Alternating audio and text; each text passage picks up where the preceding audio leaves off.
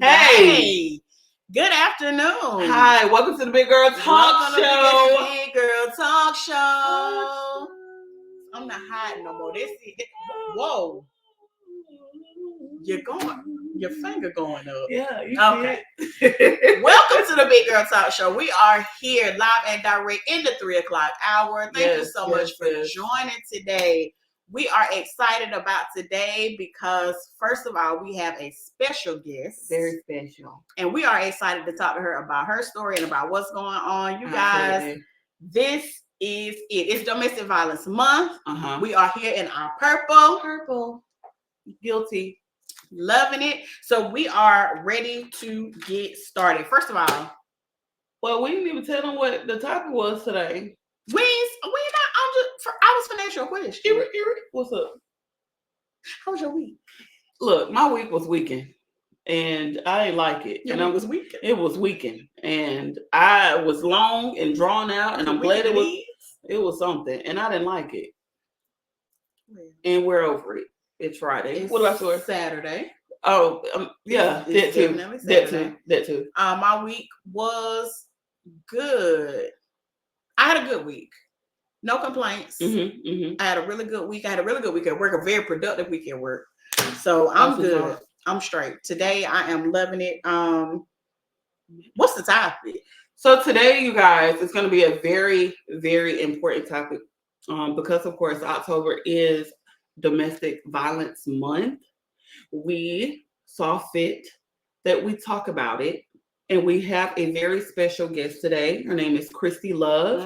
Today's topic is Don't Love Me to Death. Don't. Please don't. Don't love me to death. Love me to life. And when you think about domestic violence, automatically people just think about women being abused. Exactly. And just physical abuse. Right. But there's so many layers in domestic violence that we hopefully will be able to touch on. So right now, we're actually going to go ahead and introduce our host, our guest today. Again, her name is Christie Love, and she's a survivor, and she want to talk about it too. Yes. So let's get into it. Here she go. Hey, Christie! Christie Love! Hello, ladies. Thank you. How you all doing? How you doing?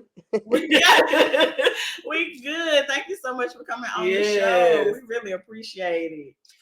So today's topic, of course, is surrounding the domestic violence awareness for October.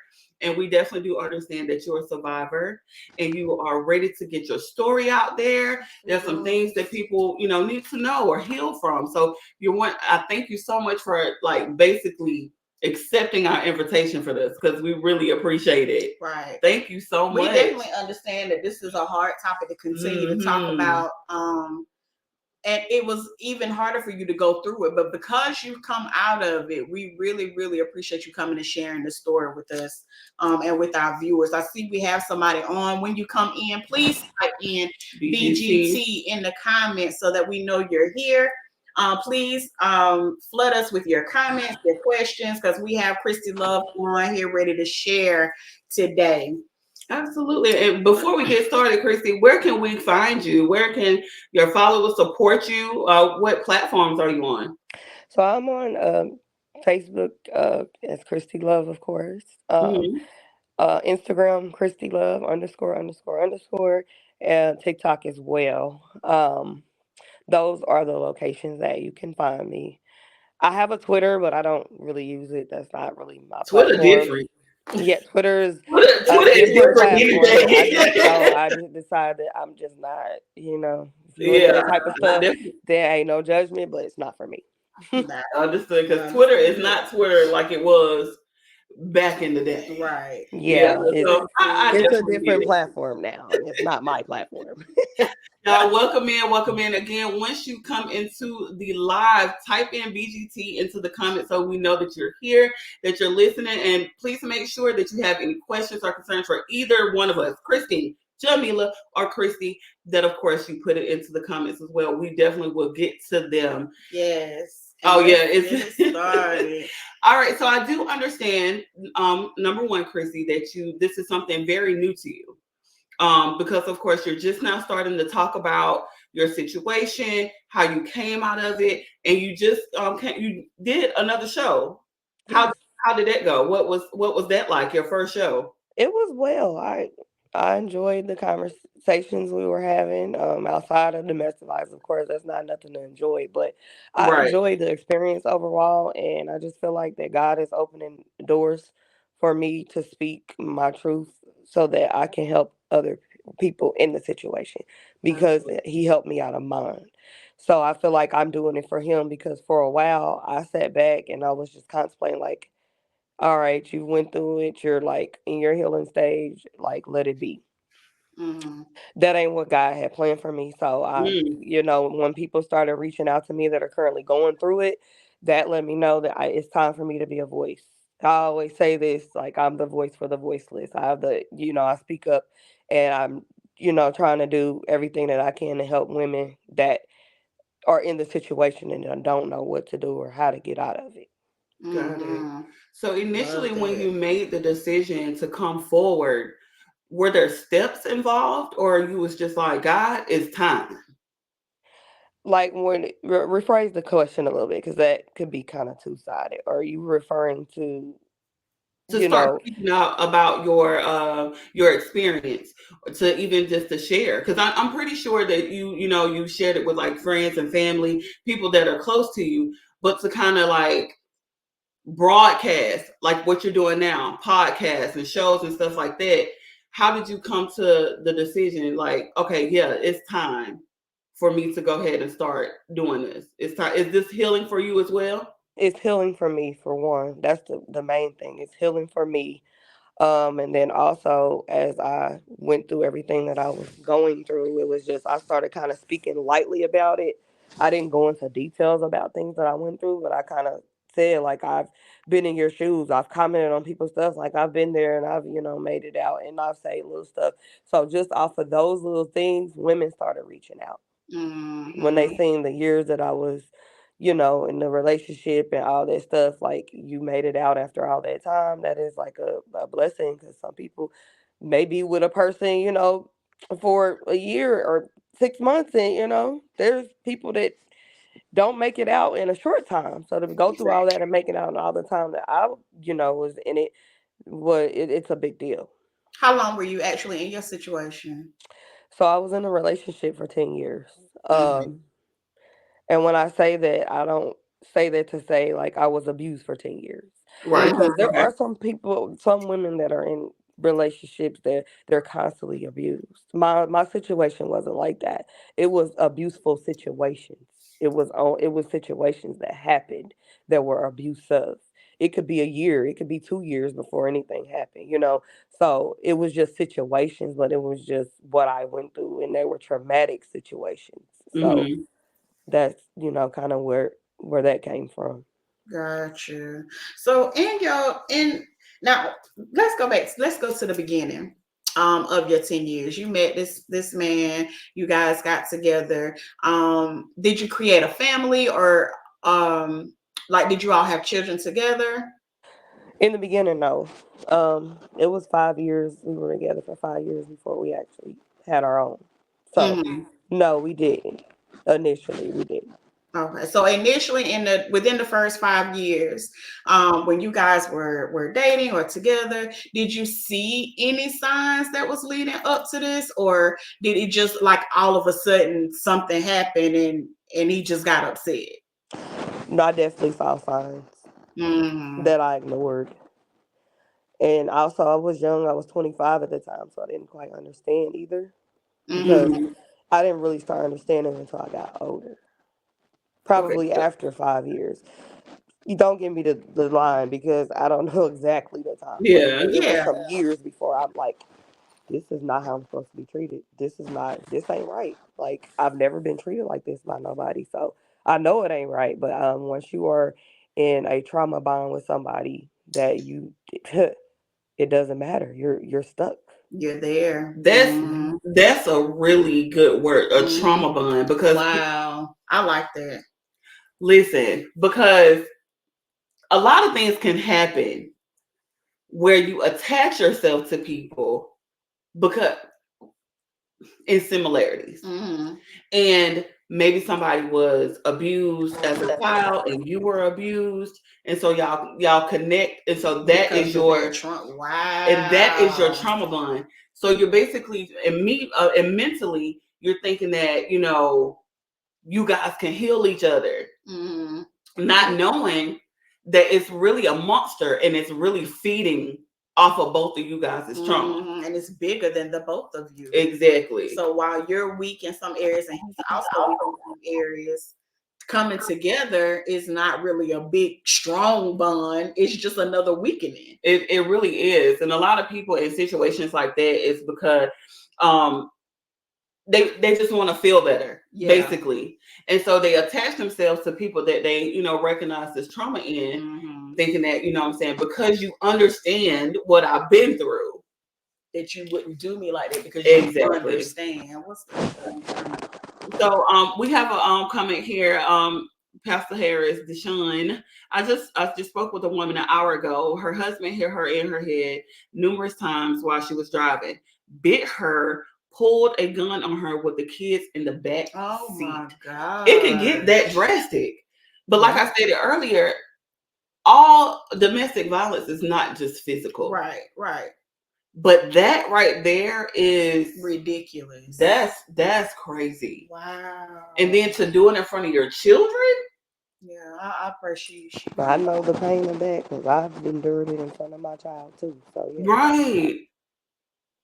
What are the instincts that you have when it's in front of your child? Because like when we ride or die for our kids. True. And when stuff is happening to us, you try to take those blows so that it doesn't spill over to your kids. So what's the instincts that you had when it was being done in front of your kids? Like, I know you didn't want them to see things like that. What was going through your mind at that time? My mind is always like to get him out, like go in the room, go, in the room. Can you see me? What is going on? There you go. Okay. I think I have to touch my screen every so often. If not, it's gonna go away. But like my instincts is go in the room or try to get him away if I feel like it's about to happen or all that type of stuff. Because any type of arguing or anything like that would have what has went on with him. And then when I feel like it's about to get deep, I try to get him away from us. You know what I mean? It's times like that. So it was layers to. It was layered when it was happening, because I know you said it didn't happen all the time, but when it was happening, you could understand the layers or the levels in which it was about to go to. Absolutely. Yeah. I knew which level he was on. I knew if it was going to be just an argument or I knew if I was like, yep, it's about to happen. I knew it. Just so from after the years I did. Yeah. Right. So you were basically in level of aggression that let me know that, yeah, it's probably about to happen. Sometimes it wouldn't, but probably is. Oh my goodness. So what would you say were there triggers, or it was just like it didn't matter? Like did you learn the triggers of him getting angry, or what was that situation? Yeah, like it depends on the type of argument that was going on. It all depends. If it was something like where he felt like he was disrespected or I was disrespecting him, it was up at that point. But sometimes we would just, he would just have an argument with me, and I knew it was just kind of gonna be an argument, but I still would go into that survival mode where I'm just trying to get away from, just in case, Right. When it was situations where I'm like, yeah, he's pissed. I knew it was about to happen. I didn't know how it was gonna happen, what he was gonna do, but I knew it. So those were the triggers to me. Was just what type of argument we were getting into. So in this, was this jealousy based? Was he just angry at other people and taking it out on you, or was there some type of controlling situation going on?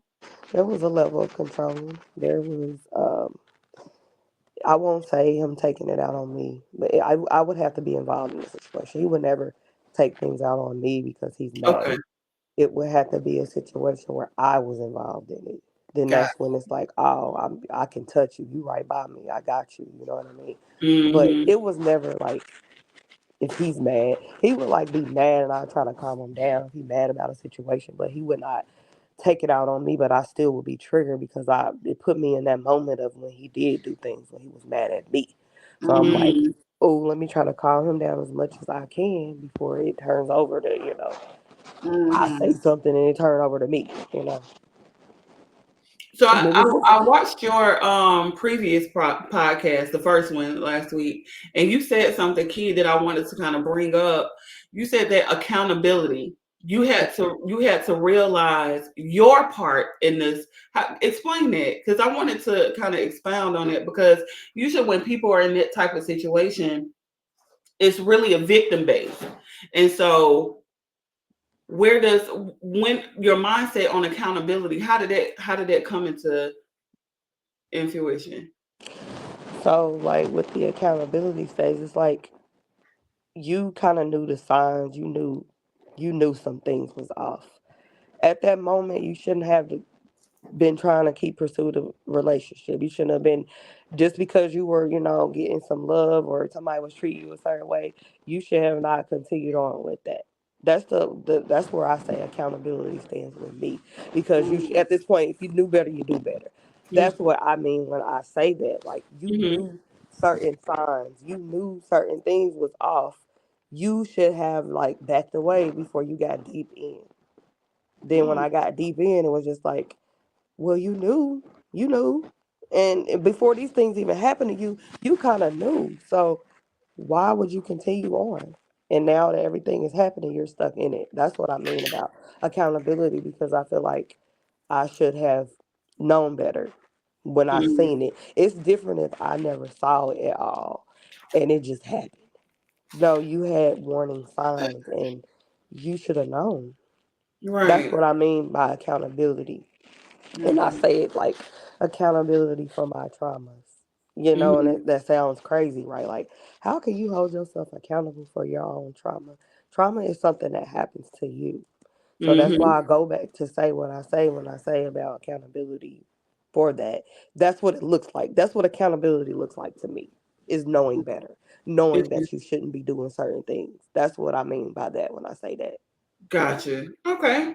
I mean, that makes sense to It makes me. a lot of sense. If you're looking at the situation and you're looking like it didn't have to be like this because I knew this prior to it going this far, Right. to going this long, have getting the kids involved. I knew this, so I take part in it myself, and I don't feel like you're blaming yourself. Right. No, I I'm just not. feel like you're saying I could have done something I understand. Hmm. before. Yeah, Right. I I could have could done have backed away. I could. It's so many different things that I could have done, even with the it. financial drain. Like you, you want to quote unquote be a rider, call yourself a rider. You looking at it as you being a rider, like for somebody pursuing their dreams, you're being a rider. Like, no, it doesn't Mm-hmm. work like that. A man is supposed to be a provider at the end of the day. They should never see their woman struggle. They should never see their woman. Don't get me wrong, you can go through things with your partner, but y'all do that together. It should never be one always doing. I wouldn't sit up and even allow my man to just be. I'm sitting back and I'm figuring out my life and I'm watching you just go hard. Me as a woman, I'm just one of them people that's gonna help. I'm gonna figure out a way to help in some type of way. If it's Mm-hmm. draining on me or if it's stressing me out or any of that, I'm gonna figure out something. So like as I was saying before, like it ain't just physical. It's the financial drain. It's physical. It's mental. It's verbal, and I went through all of them. So that's why it's so much trauma in me, Mm-hmm. and I'm just still not completely over. I'm over him, but I'm not over the trauma Right. Gotcha. because it's to the point where I used to do ride share back in Arizona, and when I would get male passengers in my car, my right rib would start bothering me. Mm, And I'm like, why? And that was just because of the abuse he did to me with my ribs. So that was a trigger, that was a trauma like response a little bit as my therapist would say. That's why I would feel that. Like I would get triggered by men, being around men, Wow. thinking that somebody's gonna do something to me. mm. So yeah, Wow. Oh my goodness. And like you said, it wasn't always physical, it was mental, it was financial. All of that falls up under the umbrella of domestic violence. But you don't always have to be hit. Right. But a lot of no, people don't understand that. You can be controlling. That person can be You can be controlling. caged mentally. Somebody can Yes. just say something and you're just too scared to move or tell anybody hmm or say anything or do anything. So yeah, they don't even have to touch you sometimes. And they know that type of control that Right. they have. yeah, it's Right. Yeah. So they narcissism. definitely use and abuse All that. levels of everything, and that's why it's gonna take some more time. It's gonna take time. I don't know how much more time it's Mm, gonna take me to Absolutely. get fully over this. Like right. I'm not fully over this. I'm like I said before, I'm fully over him. I'm fully over him, but I'm not Mm, fully over the trauma. This And is that's yeah. why it makes it kind of hard for me to date. It makes it hard for me to trust men. Like I'll meet somebody, I'm gonna get my case, see it, what's up? Like Mm, what you got going on? What's your yeah. background? What's your story? What's your relationship with your parents? What is your right. relationship with your children? You know, Exactly. and I'm not saying with my situation because he's an awesome father. You know, I never take that from him. I always speak up on that. He's a good person. Not a person that is good for a woman to me until he Hmm. gets the help that he needs. I don't know if he's gotten it yet. It's been years since we spoke, so I don't really know what is going on with that situation. I don't know, but hopefully he has, and I feel like there's still hope that he can change it around. But I don't know. That's not my place to know. But Hmm. me personally, I'm still on this journey, and it's rough Hmm. for me and my child. Right. So for forgiveness, right? That's a big word. And I know I deal with difficulty in regards to forgiving people for small Right. stuff. Um, it sounds to me that you're in the process of the full forgiveness. Do you think you fully forgiven him? I know you say you over him and him as a person, but for what he did to you and your child, is there forgiveness? Is there fully? Or are you still in that process? I think I'm still at a level of fully forgiven. I'm like in the middle Mm, because I'm at a space where I don't want to talk to you at all. So Mm-hmm. I feel like there is still form there that I fully have it. I have as a sense of forgave you for what you did to me, but okay. I have forgiven for that. I'm just not at a space where I'm completely healed or, and I think that plays a part in it because I'm not there. So, but I'm like, that's why I say I'm still like going through it now because I don't want to speak to you at all. Like, Hmm. Mm-hmm. I don't mind you talking to your kid or anything like that. But Right. like I can't co-parent with you. I can't do any of that. Honestly, as far as it wouldn't be me and you, it would be somebody else type thing. Like I'm not gonna be the one to. I'm not at that place yet, and I may get there. And no, I'm not gonna say may. I'm gonna speak that in the light that I will get there if he's open to it, because he may get to a point where he's like, "Fuck you and that kid." He might. Right. I Mm-hmm. don't know. Right. But if he do decide, eventually I'll get there. But I'm not there. Like I'm not there, and I don't. Yeah, I don't want to talk to It's a you anymore. process, and I don't It's think a you should process. rush it. Yep. And that's just, and I'm just standing on that. There's just me hearing your voice. I think I'm there. Like it wouldn't bother me to hear his voice, but I just don't want to talk to you. You know what I mean? Hmm. Like it wouldn't bother me, Yeah, but that's where I'm at with it. That makes sense. makes perfect sense. So, Perfect sense. Hey, Reggie. welcome Thank you for back. joining. Welcome back. Welcome back, Reggie. So, This is definitely a great step that you're taking towards mm-hmm. towards you healing. What are other steps are you doing? Like are you in any type of counseling? Are you going to any type of meetings or anything? What other steps are you taking? So I finished my therapy. I was in therapy for 2 years almost, just about a year and a half. I completely finished that Mm-hmm. of the whole little phase of everything that I went through. I got to a point of understanding and how to deal with triggers and how to deal with certain things. I got there.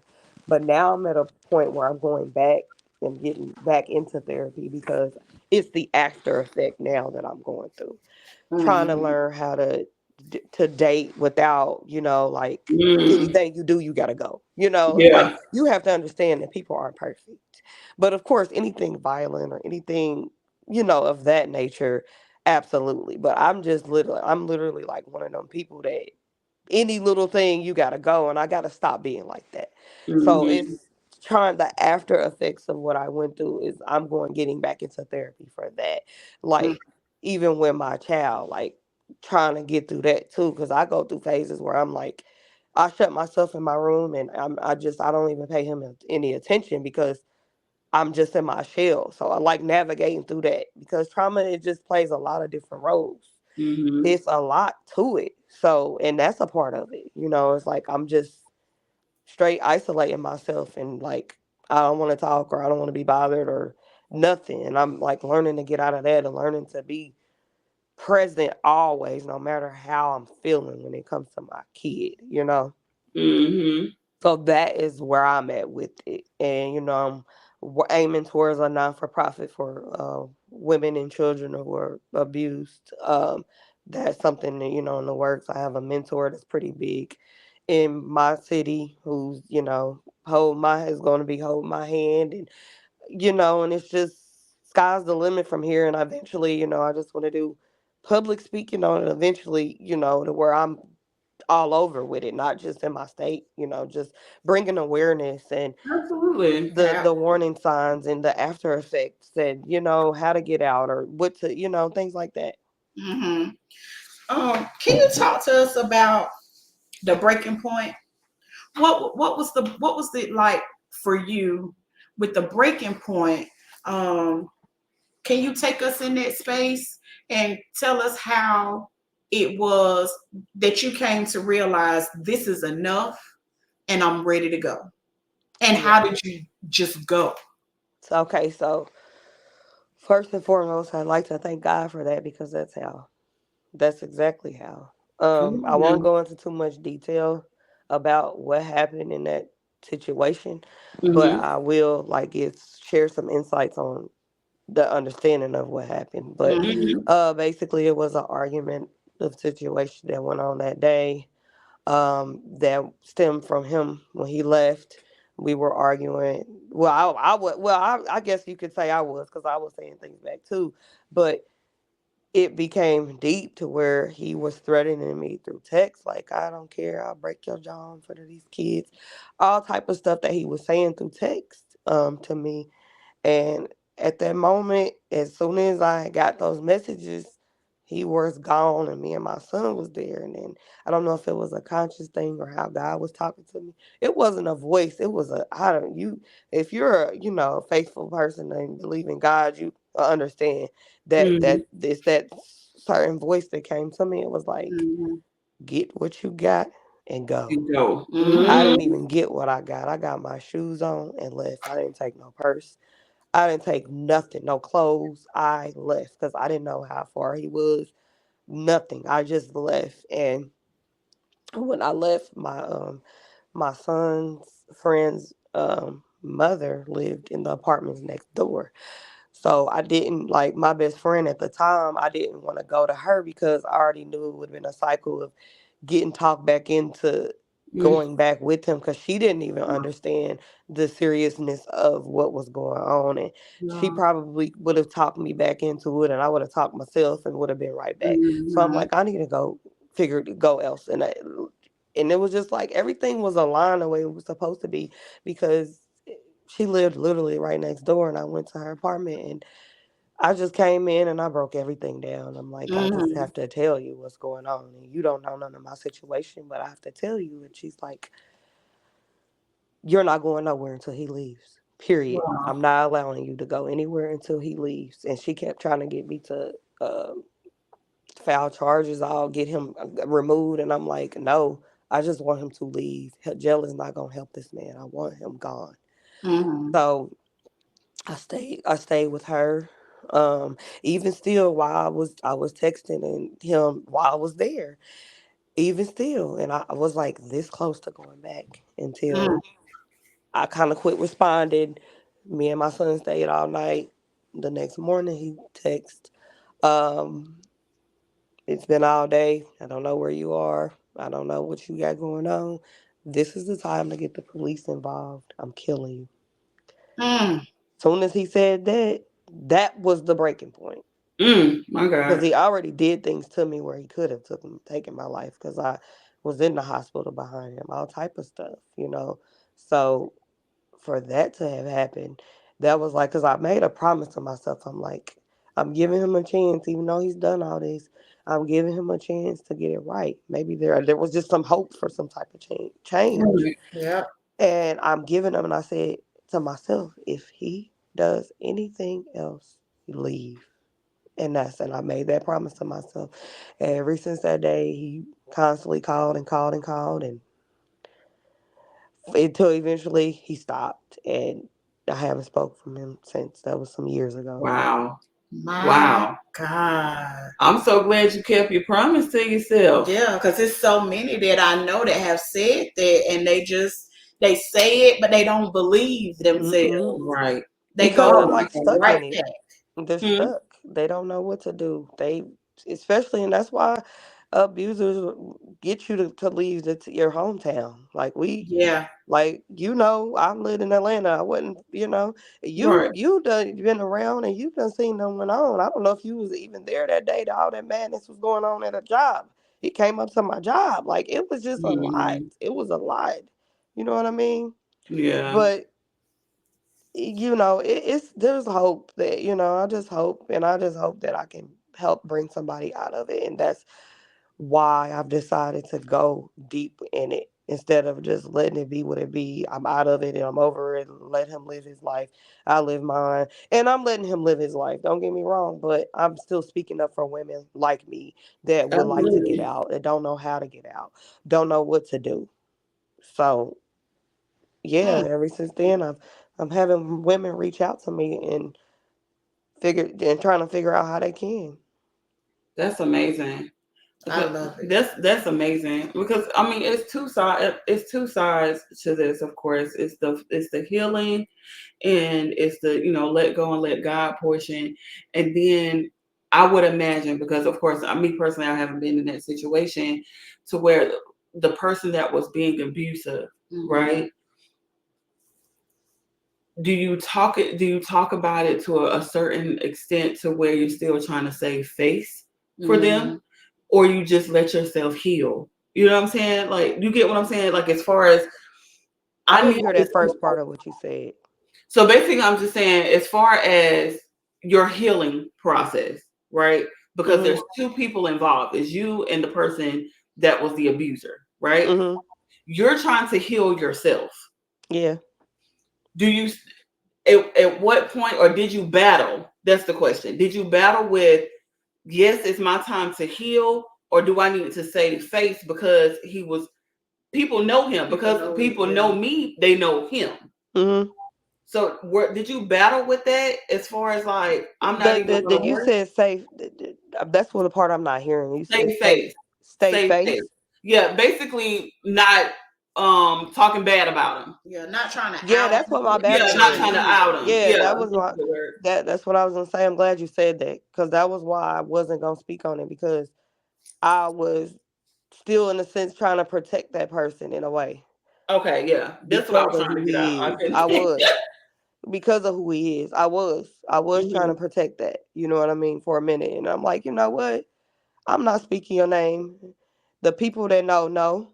Everybody don't know who he is, but the people who know. So there's gonna be that conscious of, oh yeah, like you probably feel like it's a clout thing. No, if it was a clout thing, I'd be mentioning your name.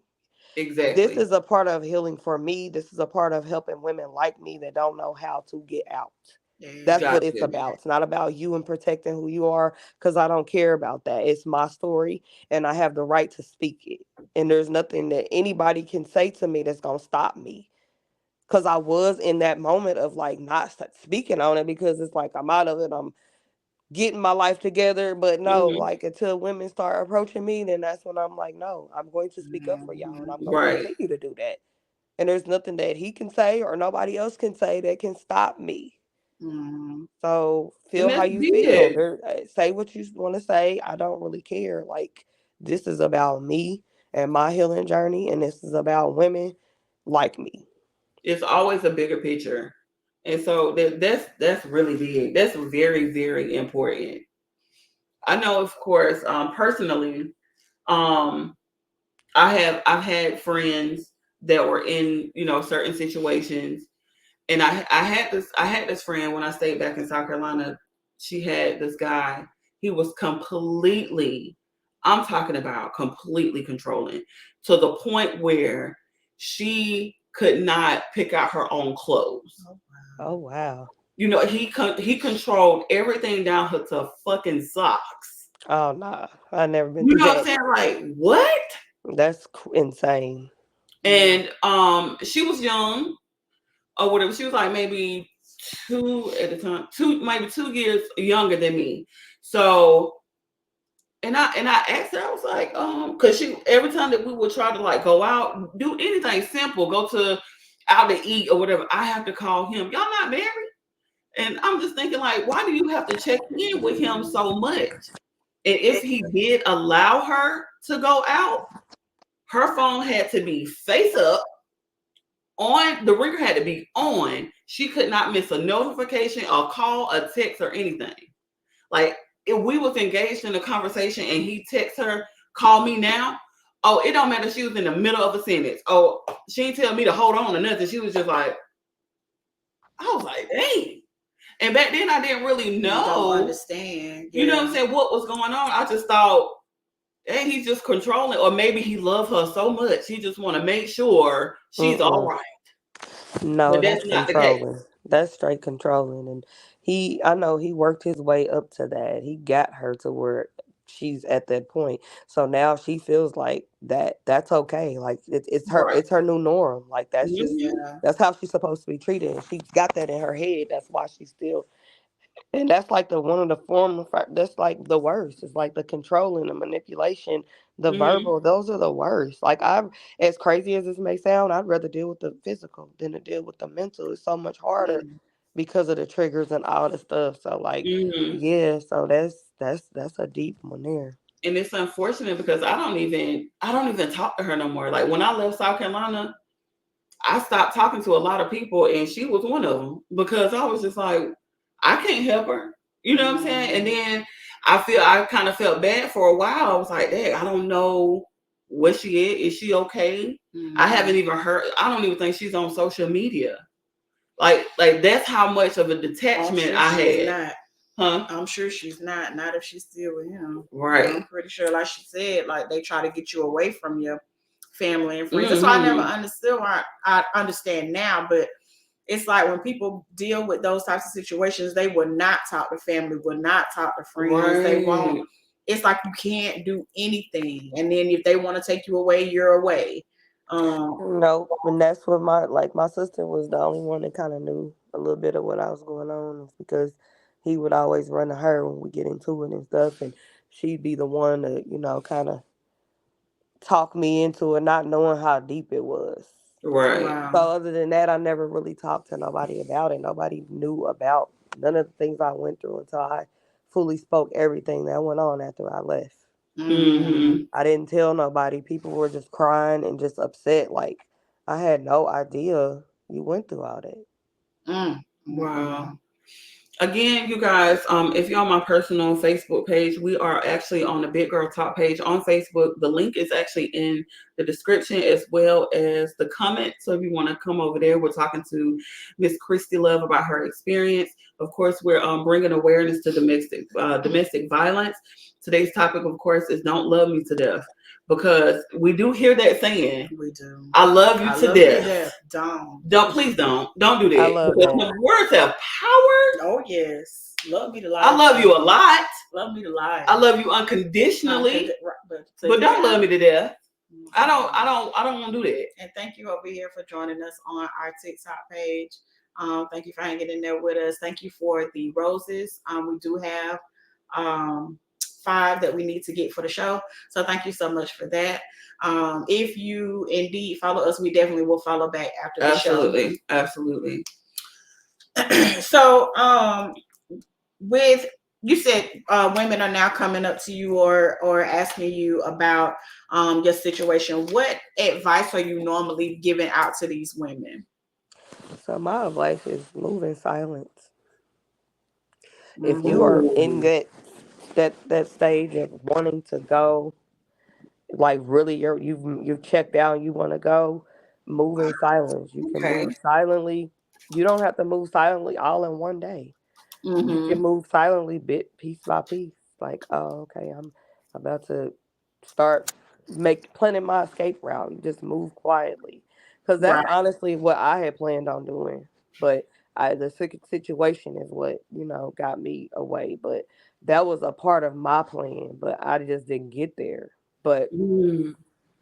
for some women that don't really that are there, but they have to be there because I could talk you in circles, but until you're ready to leave, you're not gonna leave. It doesn't matter. You have Absolutely. to be ready. And That's when so you are Absolutely. true. ready, you have to start planning your escape quietly. And when I say quietly, I mean do not tell a soul unless they are Mm-hmm. involved in your move. And you Mm-hmm. trust them enough that they won't say nothing to the other person. Wow. That is the biggest advice that I can give is move That's silently. me. Mm. It just sounds like a movie. Like it's that stuff is happening really like real time right now. Like you have to plan your escape Right. from these people. This is crazy. But also you can't tell nobody. You would think you would, you'll have a couple people that you'll tell, hey, if this and happen, this is, what I'm saying, I'm trying to get out, but if this happens, this is why. Yeah. But you can't even do that because you don't, like you said, you They may don't tell know. the other Right? They person. might tell the other person like Hmm. try to get you. Maybe she trying to move away from me or something. Yeah. Something wrong with her. I don't know what They have to be strong enough to want the help or Hmm. strong enough to get the help Yes, and ready to want the help. absolutely. Now, Yep, and it's like because I feel like the people who go through the mental, gonna be the hardest for them. The Mm-hmm. people that go through the physical, is that'll be hard, but it's more harder for the mental because your mind has already said that this right. is what you deserve, this is what you used to. So Wow. that's the hardest one to break, and I can say that because I was that person. It was Mm-hmm. hard, even after everything that I went through. It was hard to leave, Mm, even though I knew I didn't deserve it. My mind was telling me, yeah, you do, because I was already mentally there. Wow.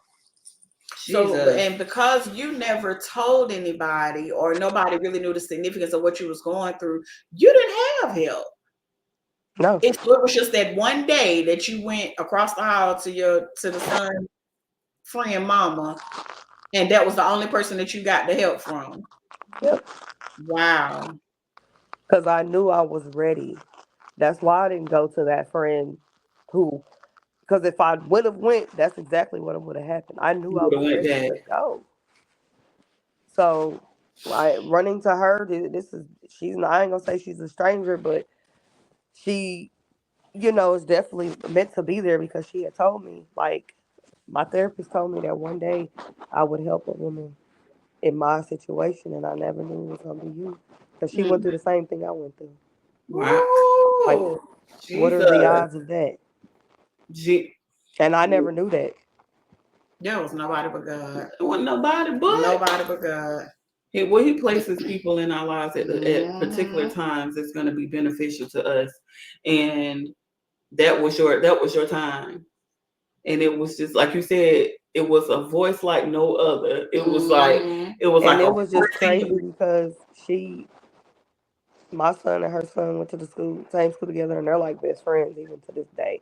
Yeah, Um, they went to school together, and we were just one of them people. We would just say hi and chat up a little bit, but we were never right. really friends or nothing.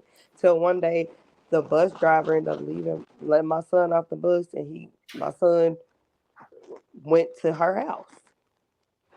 So I couldn't find him, and I ended up getting him or whatever, and that's how I knew where she lived at. Other than Hmm. that, I didn't know where that woman lived. So I'm like, all that stuff happened for a reason. It It wasn't just did. Exactly. It coincidence. did. Exactly. And in good timing. My goodness. Wow.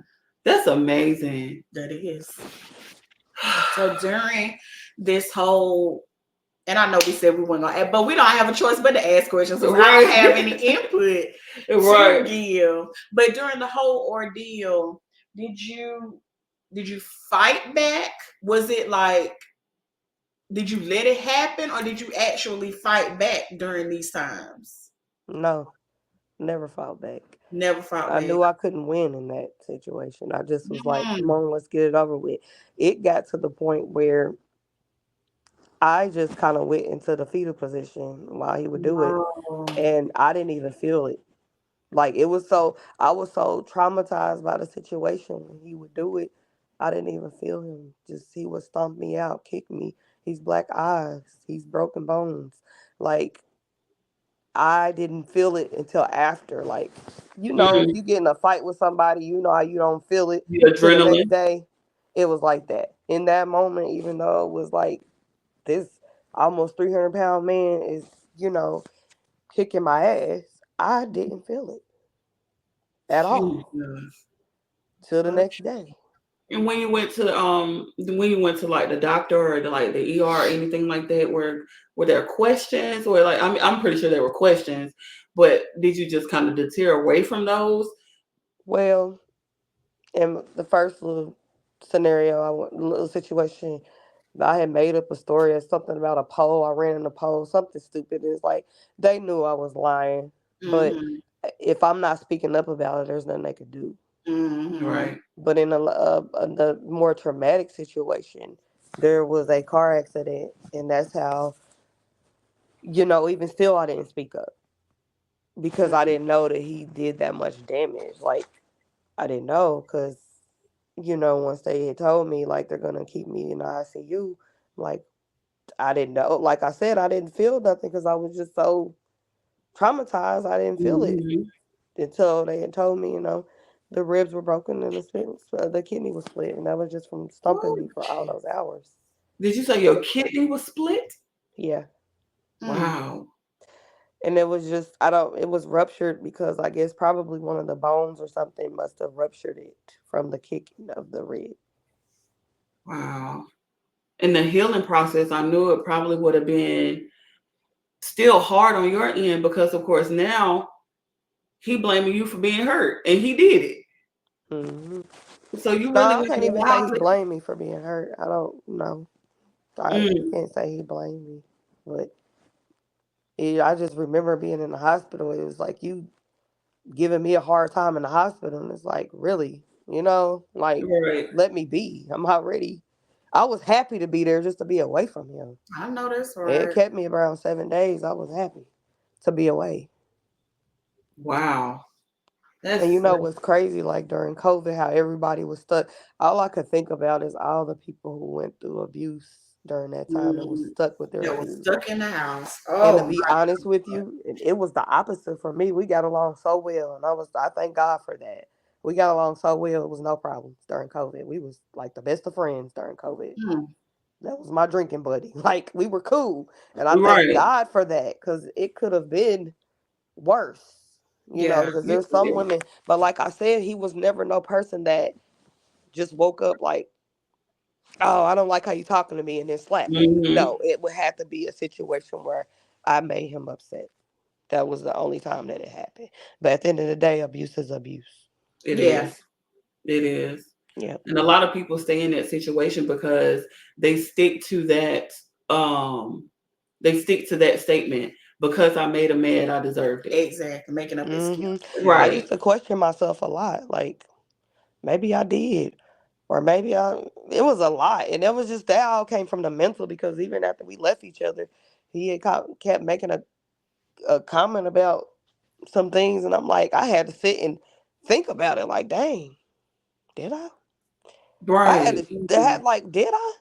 I'm like, nah, we not finna do that. Yeah, That's not the me hmm blaming mental. myself. That's the mental of making me, all the gaslight and all of that. Like it was just, it was a mess. And I just thank God I'm out of it and I'm just glowing.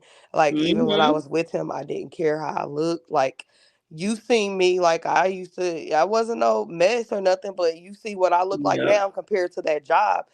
What I Mm-hmm. was going through, I didn't care about how I look. I didn't care about my hair. I didn't care how I dressed. I didn't keep my self care up. But Right. until I left, and like I'm just everybody's like, girl, you just glowing. You look so good. You look totally different. And that's the healing part. That's Yep. a beautiful thing, girl. That's a Yep. beautiful thing.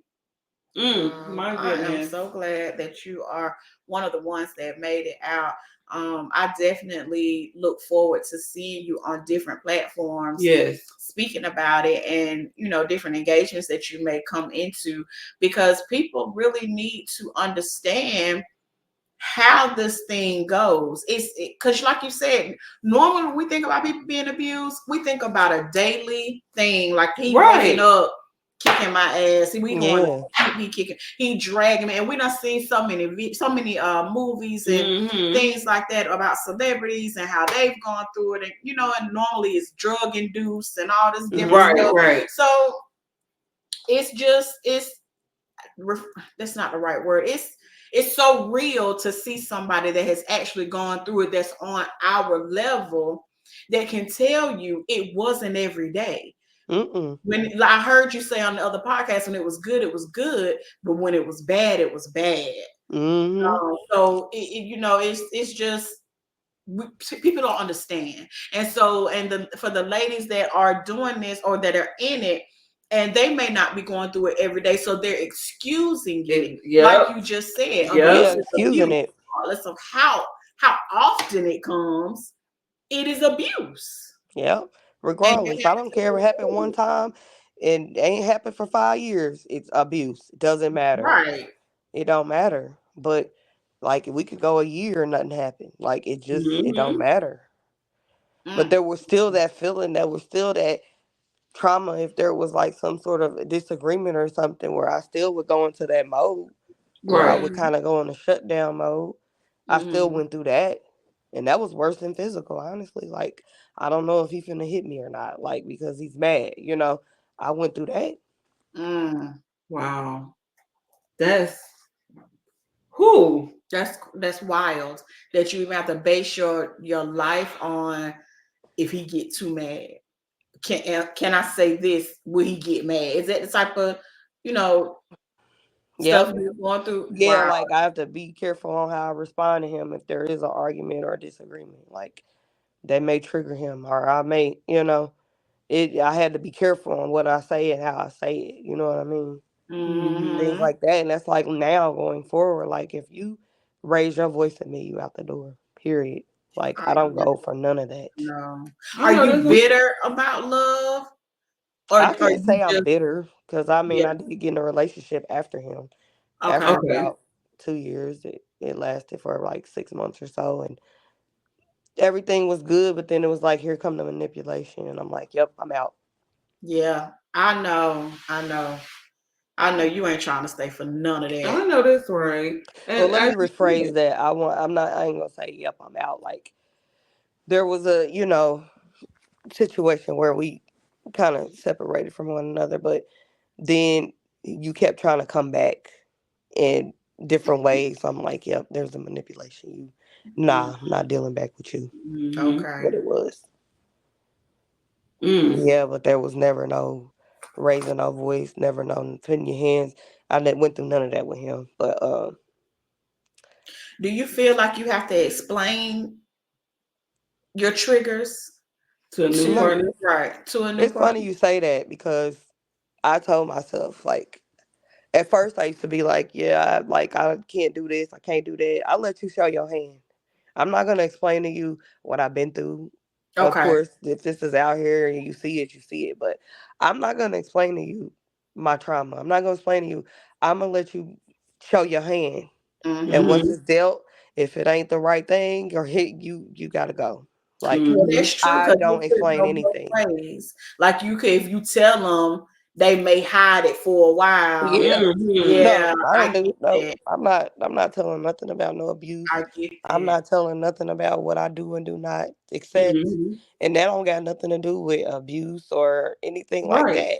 It could be so far as like how you treat me, because how I was treated in that relationship was like shit. And it's like my standards are so high, it's gonna be pretty hard for me to. I ain't gonna say it ain't gonna happen, because I'm gonna speak that into Mm-hmm. life, but it's gonna be a little tough because there's a lot of things I'm not going for. Mm-hmm. So So setting those boundaries after that situation is important, because you don't want to fall back into that. So I Exactly. hmm commend you. If the standards are high, you need a ladder. yeah, you need a ladder. They're through the roof. Oh My well, qualifications are through the roof, and for there real. is a man Yes. out there for me, It that is. will fulfill that, and that has to be a man that who's had childhood traumas that are healed from it. That has to be a Mm-hmm. man who comes from a certain family. That got to be a man that knows what he wants out of life. There's a lot of different aspects to it as to getting Mm-hmm. that person, because that they're out there. It's just very hard nowadays Mm-hmm. because of the society that we live in today. The Come internet has on now. corrupted people's minds into Come thinking on. that they got to be this Kevin Samuels, and I don't know, but it's Listen. difficult. I don't have time. It's dumpster juice in the dating pool. I'm cool. Like, The if dating he pool comes, he got, comes. He don't, got he don't. piss and I'm shit in not it. checking for no man. Not right now. Like, Right. when it's right, it's right. I know that's right. Boundaries is important Absolutely. in all situations, friendships, relationships, Mm-hmm. business, everything. But that's knowing, number one. That's for me. That's knowing your self worth, because in order to give these boundaries to other people, you have to know what Yeah. you will deal What with. you'll deal with. Yep. And you gotta stick with You it. got to stick with it, because I mean, I'm like, you know what? Maybe he done changed. Right. Yeah. We ain't Maybe doing it's that. okay this time around. Yeah, No, Mhm. we ain't you doing ain't that. did nothing. Yep. Ugh, I can't. You help me. You done You helped me helping me. today. I know that's right. You done helped me Today Yeah. Put them and standards to the. forevermore. I really Put appreciate them it. standards up to the gates of heaven. Put them Come up on Come there. on now. now. And climb the ladder. Come on, Jesus. Mm-hmm. Jacob's not Jacob's ladder. No, you got to. Come on, Jacob's ladder. Yes, yes, Jacob's ladder. I surely appreciate this today. This has been an awesome, awesome show. Mm-hmm. Sharing your events, and being able to share how you got out, and moving forward with going on and sharing with women that are still in this. Like you said, if I'm sharing this with you, you got to be ready to go. Exactly. It ain't Exactly. no take this and still get abused. You got to be Mm-mm. ready to go. You got to be ready. And some women just I unfortunately feel a book aren't. coming up out of And this. I I pray that know every that's woman that's going through it, it She gets knows out. somebody. I feel a book coming She out of knows somebody this. that knows somebody that know how to get books out. So she don't wrote a book too. So. I feel a book coming out of this. Yeah, no, for real. Like, it's a lot more to my story. Like, we'd be on this thing for hours if I told you from Yeah, I know it. everything I've I been through. know Not it. even You just gave us domestic enough violence. Like, scripture. not even just domestic violence. Everything that I went through. I got friends that tell me all the time, "You are so strong to have gone through Hmm. everything you went through and still be standing." I Mm-hmm. can say the Christie that I knew is not the Christie that I see today, Okay. because you was like this was Christie, like here Mm-hmm. That back was a dark then, cloud. but now it's just like, okay, I'm I'm here. Miss Love, what's going on? hmm Yep. And I loved And it. we just gotta, and that's just for everybody, not just women. We're talking about these teenagers, young people, Come because on. Yes. one of my I'll call her a friend, but one of my friends lost her daughter to domestic violence. Hmm. They starting young to get Baby some way. D, God rest her soul. Like, it needs to be talked about, not just grown women. Right. Teenagers go through it. I hear Men. about it all the time. It Mm-hmm. needs to be awareness, and it ain't just women, it's men too. Like, men go Exactly. through abuse. They Hmm. go through Exactly. things. Women abuse men. It doesn't just happen. It all needs to be talked Talk about, about. regardless. All of it. Hmm. Yes. Abuse is abuse, regardless. I just Yes. pray that it will be more men to come out and to share their story as well, because I think it's number one. I don't want to call it a pride thing. I'm more or less like, would it be a pride thing? It is a pride thing, because men they don't want to be looked at as vulnerable and weak. Right. And so I know that they don't want to come out and say that, but it does happen. A lot of men won't even call 911. No. And I think it'd be a lot more. It'd be physical too, but I think it'd be a lot more of how women will talk to men. That's a form of abuse, you know. But there are women that put their hands on men and they don't want to hit back, you know. That's abuse regardless. Right. Yeah. And I always feel like just because it's not really talked about doesn't mean it doesn't happen. It doesn't happen. Exactly. It's just that who is going to be that person that brings it to light, right? So we can actually start healing as a society. Right. Because, like you said, it's not just women. It's men. It's teenagers. It's teenage girls. It's teenage boys. It's everybody. Everybody is affected. Right. Yep. So this is your step, and I appreciate it. Thank you so much. Thank you for so joining much us today. Thank you, Christie. Please stay in contact. I have followed you on your pages. Please stay in contact with us. Let us know what you're doing. Give us an update so we can support. And anytime you go and speak somewhere, please let us know. We definitely love the support. Absolutely. I'll be. I'm trying to come up to Georgia soon, so it's like a lot of things that. A lot of connections I got that way, so that's gonna be my first step there from my hometown. And the sky's the limit at this point. Oh yeah, let us know. We definitely on the wagon.